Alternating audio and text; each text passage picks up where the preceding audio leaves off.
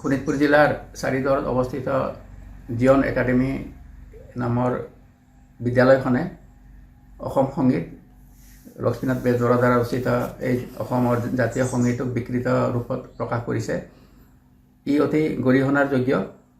তেওঁলোকে প্ৰথম দুখাৰী চাৰিখাৰী শুদ্ধকৈ লিখি বাকীখিনি নিজৰ মন পচন্দৰ মতে অদ্ভুত অদ্ভুত শব্দ সংযোজন দি পেলাই আছাম ষ্টেট ছং বুলি প্ৰকাশ কৰিছে। গতিকে এতিয়া অসমীয়া ভাষাই বিশ্বৰ উচ্চতম স্থানলৈ অগ্ৰসৰ হোৱাৰ সময়ত এওঁলোকে অসন্মানজনকভাৱে যি চেষ্টা কৰি আছে, নিশ্চয় ইয়াৰ আঁৰত তেওঁলোকৰ গভীৰ অভিগন্ধি থাকিব পাৰে। গতিকে আমি বিচাৰোঁ, মই চাৰিদৰ শাখা সাহিত্য সভাৰ সম্পাদক হিচাপে, যে ইয়াৰ বিৰুদ্ধে আইনী ব্যৱস্থা গ্ৰহণ কৰা হওক আৰু যাতে ভৱিষ্যতে কোনো শক্তিয়ে এই ধৰণৰ ষড়যন্ত্ৰমূলক কাম কৰিব নোৱাৰে তাৰ ব্যৱস্থা লোৱা হওক। চাৰিদৰ অৱস্থিত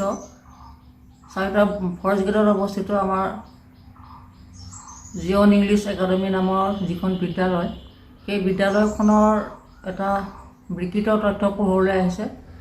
এই তথ্যমতে তেওঁলোকৰ আমাৰ যিটো জাতীয় সংগীত লক্ষ্মীনাথ বেজবৰুৱাৰ ঔ মোৰ আপোনাৰ দেশ, সেই গীতটো তেওঁলোকে এটা কলি শুদ্ধকৈ লিখি পিছত তেওঁলোকৰ নিজৰ মনৰ মতনেৰে আৰু ভুল বাৰ্তা প্ৰেৰণ কৰি এটা গীত তেওঁলোকে লিখি উলিয়াইছে।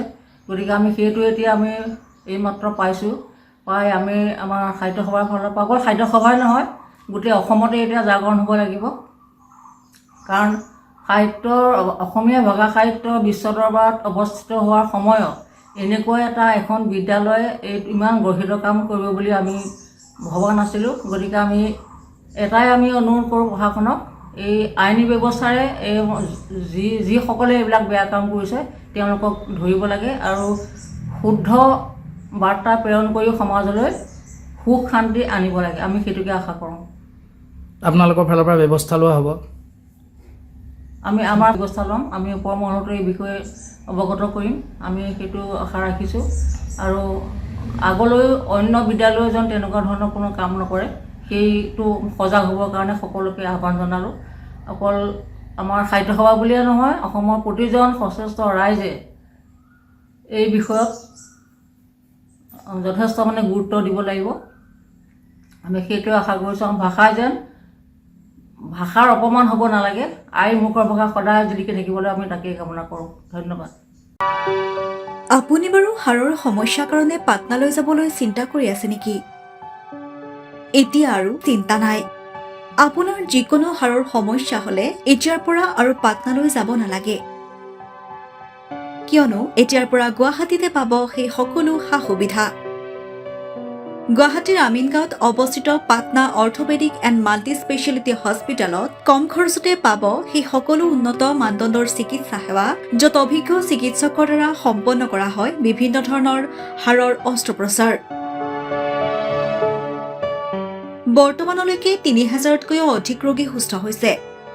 हमारे हॉस्पिटल में ऑर्थोपेडिक्स से रिलेटेड हर तरह का इलाज, जैसे कि joint replacement, trauma surgeries, spine surgeries, Ilizarov surgeries और की होल सर्जरी जिसको आर्थ्रोस्कोपी कहते हैं, उसका इलाज संभव है।